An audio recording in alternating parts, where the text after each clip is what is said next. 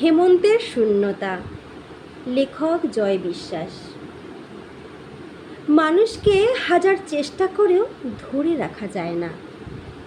একটা সময় মনে হয় পৃথিবী উল্টে যেতে পারে, রক্তের রঙও পরিবর্তন হয়ে নীল হয়ে যেতে পারে, কিন্তু তারা কখনো ছেড়ে যাবে না।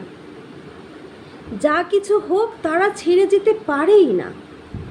অথচ দেখবেন, যখন তাকে আপনার ভীষণ প্রয়োজন, তাকে ছাড়া পৃথিবীতে বেঁচে থাকা অসম্ভব, চোখ বুজলে চোখ খুললে শুধু তাকেই দেখতে পান, ঠিক তখনই আপনাকে বিষাদ সমুদ্রের তলহীন দ্বীপে থামিয়ে দিয়ে চেষ্টার টনের ব্রজবুলির ভাষায় বলে উঠবে, আমাকে ক্ষমা করে দিও।